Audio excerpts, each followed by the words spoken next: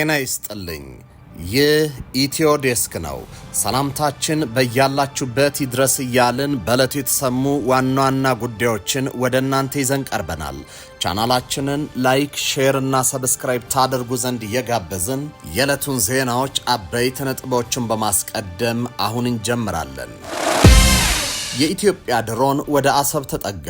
ጸረ ድሮኖችና ታንኮች ወደ አሰብ መጠጋታቸውን ፎሬን ፖሊሲ ዘግቧል። በተመሳሳይ ኤርትራ ወደ አሰብ የጦር መሳሪያዎቿን መትከሏን ዘገባው ጠቁሟል። በሌላ በኩል ተቀማጭነቱን አዲስ አበባ ያደረገው ጸረ ኢሳያስ ቡድን ሻዕቢያን ለመገልበጥ ወታደራዊ ኃይልን እያጠናከርኩ ነው ብሏል። በዝርዝር ይዘነዋል። ኢትዮጵያ ከአሰብ ጎን ለጎን ሌላ ወደብ ለማግኘት እየተንቀሳቀሰች ነው። በሶማሌላንድ ባህር በር ለማግኘት ጥረቷን ቀጥላለች። ከሰሞኑም የኢትዮጵያ ከፍተኛ ባለስልጣናት የሶማሌላንድ ወደቦችን ጎብኝተዋል። ጉብኝቱ የተደረገው ጅቡቲ የኢትዮጵያ ምርቶች እንዳይገቡ ማዕቀብ ለማድረግ እየተንቀሳቀሰች ባለችበት ወቅት ነው ተብሏል። ትሰሙታላቸው። ቱርክ በአፍሪካ ቀንድ በተለይም በሶማሊያ አደገኛ እንቅስቃሴ እያደረገች ነው። የኢስታንቡል አካሄድ ሞቃዲሾን የህልውና ቅርቃር ውስጥ የከተተ ስለመሆኑ ተዘግቧል። ታዳምጡታላቸው። ሩሲያ በደቡባዊ ዩክሬን ኦዴሳ ክልል የምትፈጽመውን ጥቃት አጠናክራ ቀጠለች። ዩክሬን ምላሽ ሰጥታለች። ትሰሙታላቸው። የተወደዳችሁ የቻናላችን ቤተሰቦች እነዚህንና ሌሎች መረጃዎችን አጠናክረናል። አሁን በዝርዝር ወደምንመለከታቸው መረጃዎች እናመራለን። በ840 ሺህ ብር ቅድመ ክፍያ ከቤተ መንግስት አቅራቢያ ፒያሳ ላይ በፍሬንድሺፕ እና በአራዳ ፓርክ በተከበበው የሜሪት ፕሮፐርቲስ ቅንጡ የሆነ የመኖሪያ መንደር ላይ 65% ለሚከፍሉ 35% ቅናሽ የተደረገባቸውን ቤቶች ማግኘት ይችላሉ። ባለ 2 መኝታ በ5.4 ሚሊዮን ሙሉ ክፍያ፣ ባለ 3 መኝታ በ7.8 ሚሊዮን ሙሉ ክፍያ እንዲሁም የግንባታውን ሂደት እያዩ የሚከፍሉበትን አማራጭ ከ10% ቅድመ ክፍያ ጀምሮ አቅርበንልዎታል። ባለ 2 መኝታ በ840 ሺህ ብር፣ ባለ 3 መኝታ በ1.2 ሚሊዮን ቅድመ ክፍያ እኛ ጋር ማግኘት ይችላሉ። ምን ይሄ ብቻ 40% የተረጋገጠ የባንክ ብድርም አመቻችተናል። ይህንን ዘመናዊ መንደር የግሉ ለማድረግ ታች ባሉት ስልኮች ይደውሉልን። ኢትዮጵያ ከአሰብ ጎን ለጎን ሌላ ወደብ ለማግኘት እየተንቀሳቀሰች ነው። በሶማሌላንድ ባህር በር ለማግኘት ጥረቷን ቀጥላለች። ከሰሞኑም የኢትዮጵያ ከፍተኛ ባለስልጣናት የሶማሌላንድ ወደቦችን ጎብኝተዋል። ጉብኝቱ የተደረገው ጅቡቲ የኢትዮጵያ ምርቶች እንዳይገቡ ማዕቀብ ለማድረግ እየተንቀሳቀሰች ባለችበት ወቅት ነው። የጅቡቲ ወደቦችና ነፃ ዞኖች ባለስልጣን በኢትዮጵያ መንግስት ፍቃድ የተሰጣቸውን የግል መልቲሞዳል ትራንስፖርት ኦፕሬተሮች በጅቡቲ ግዛት ውስጥ እንዳይንቀሳቀሱ ና የጭነት ሰነድ እንዳይቆርጡ እገዳ ከጣለ በኋላ በኢትዮጵያና በሶማሌላንድ መካከል ያለው የንግድ ኢንቨስትመንትና የኢኮኖሚ ትብብርን ለማጠናከር ያለመ ከፍተኛ የኢትዮጵያ ልዑካን ቡድን በበርበራ ወደብና በበርበራ ኢኮኖሚ ነፃ ቀጠና ጉብኝት አድርጓል።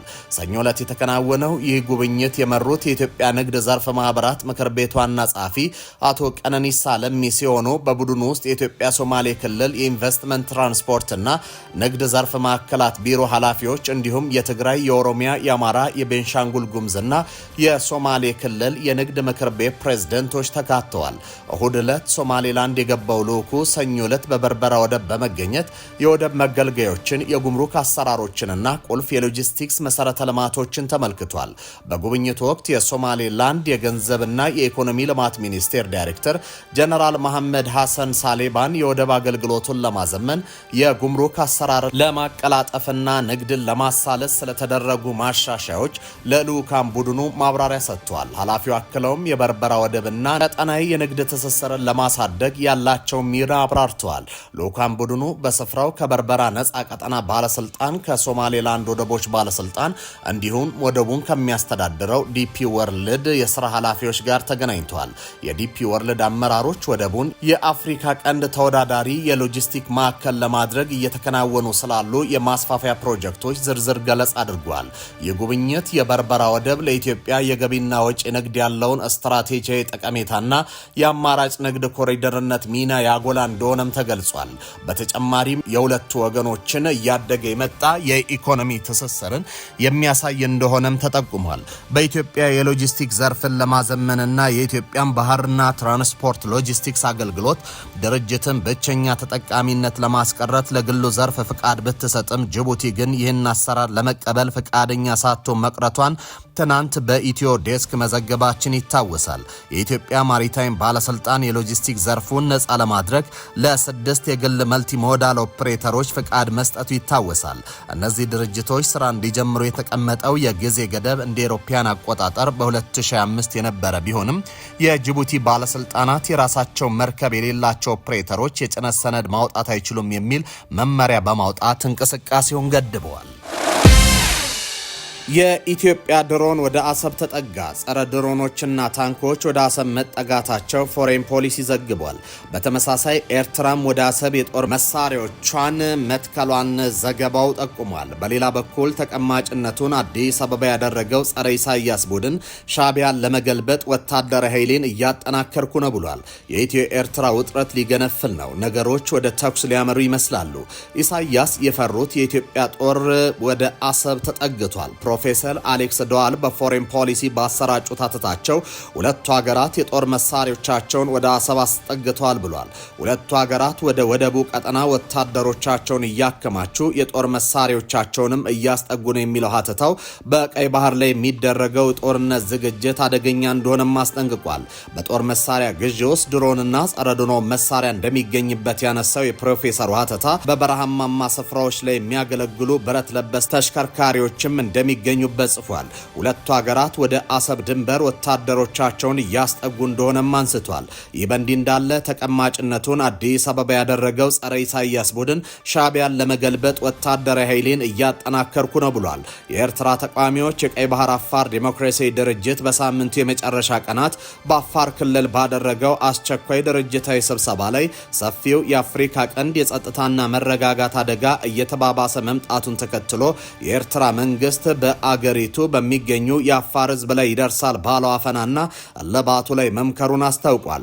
በአስመራ መንግስት ይደርስብናል ያለውን የሰብአዊ መብት ጥሰት ለመቀልበስም ለህዝቡ ህልውና መከበር የሚያደርገውን ትግል የማስቀጠል ጽኑ ፍላጎት መኖሩን ያስረዳው ከወታደራዊና የደህንነት ጉዳዮች አኳያ ህዝቡ ላይ የተደቀነውን የህልውና ስጋት ለመቀልበስ ወታደራዊ ግንባር ማጠናከር አንዱ ግብ ነው ያለው ድርጅቱ ከዚያ አኳያ ለውጊያ መዘጋጀቱን በማዕከላዊ ኮሚቴ እንደተመከረም የቀይ ባህር አፋር ዲሞክራሲያዊ ድርጅት ከፍተኛ አመራር አባልና የኤርፖርት የፖለቲካ ኃይሎች ምክትል ሊቀመንበር አቶ ያሲን መሐመድ አብደላ ለዶቼ ቬሌ ተናግረዋል። ድርጅቱ በቀይ ባህር አፋር ህዝብ ላይ እየደረሰ ያለውን ሰብአዊ መብት ጥሰትና የህልውና አደጋ በማስመልከት ከዚህ በፊት ለአፍሪካ ህብረት ደብዳቤ ማስገባቱን ክትትል እያደረገ መሆኑን ገልጿል።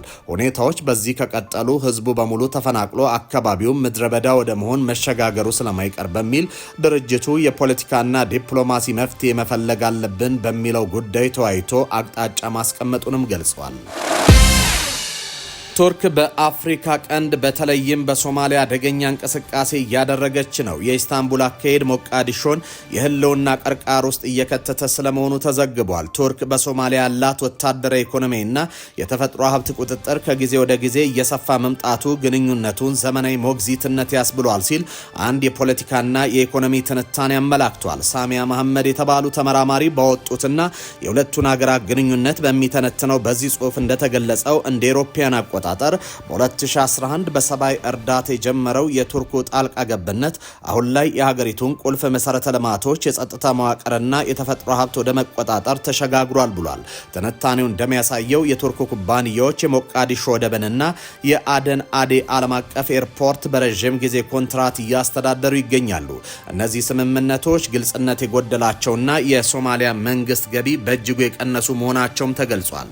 ለአብነትም ከወደብ ይገኝ የነበረውን የመንግስት ገቢ ድርሻ ከ55 ወደ 16 ዝቅ ማለቱ በጥናቱ መረጋገጡም ተጠቅሷል።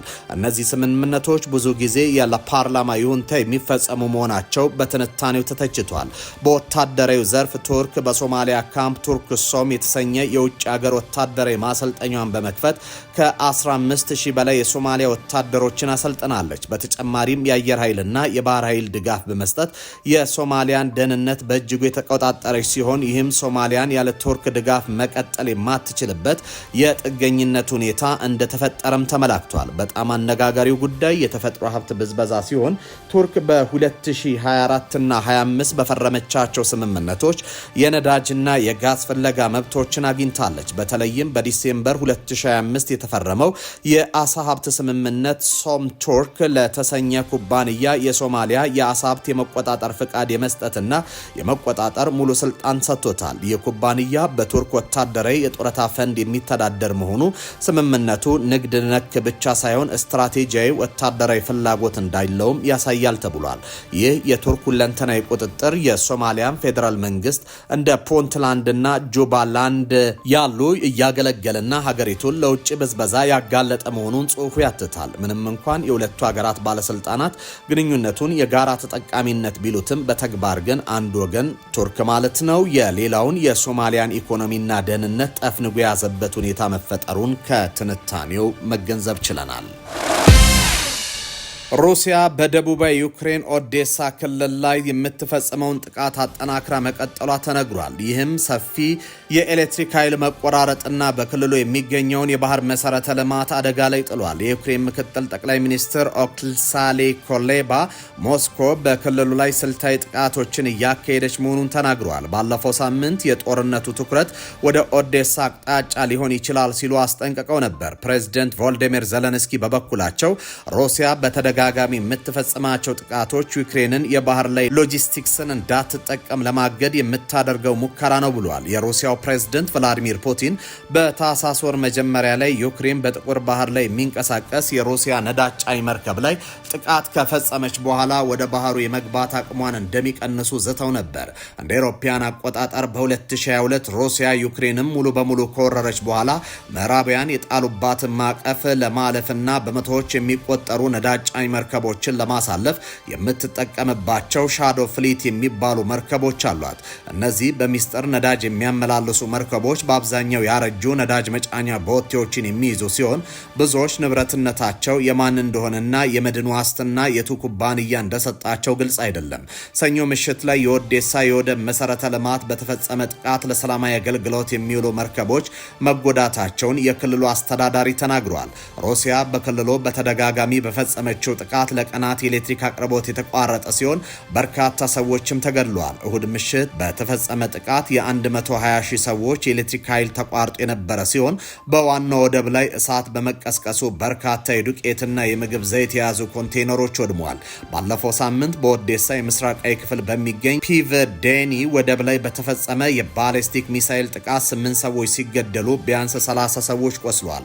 በሳምንቱ መጀመሪያ ላይ በተፈጸመ ሌላ ጥቃት ከ3 ልጆቿ ጋር በመኪና የምትጓዝ እናትን ገድሎ ዩክሬን ሞልዶቫ የሚያገናኘውን የኦዴሳ ክልል ብቸኛ ድልድይም ሰብሯል። ዘለንስኪ ዲሚትሮ ካስፔንኮ በሳምንቱ መጨረሻ ላይ መባረራቸውን ተከትሎ ለክልሉ አዲስ የአየር ኃይል አዛዥ እንደሚመረጥም ተናግሯል።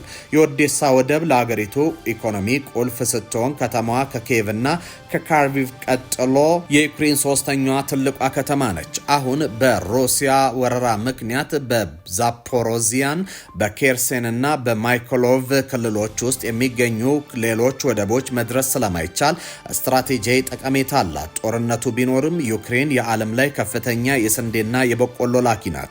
እንደ አውሮፓውያኑ ከነሐሴ 2023 ጀምሮ ኦዴሳ የሮማኒያና የቡልጋሪያ የባህር ዳርቻዎችን በመከተል እህል ወደ ውጭ ለመላክ የሚያስችላትን ወሳኝ መተላለፊያ ሆና ቆይታለች። ቀደም ሲል ሩሲያ በኦዴሳ ሕዝብ ላይ ትርምስ እየተፈጠረች ነው ሲል የከሰሱት ዜሌንስኪ ሩሲያ ላይ ጫና ሳይደረግ የምትፈጽመውን ጥቃት ለማቆም ምንም ፍላጎት እንደሌለ ሁሉም ማየት አለበት ብሏል። በ840 ሺህ ብር ቅድመ ክፍያ ከቤተ መንግስት አቅራቢያ ፒያሳ ላይ በፍሬንድሺፕ እና በአራዳ ፓርክ በተከበበው የሜሪት ፕሮፐርቲስ ቅንጡ የሆነ የመኖሪያ መንደር ላይ 65% ለሚከፍሉ 35% ቅናሽ የተደረገባቸውን ቤቶች ማግኘት ይችላሉ።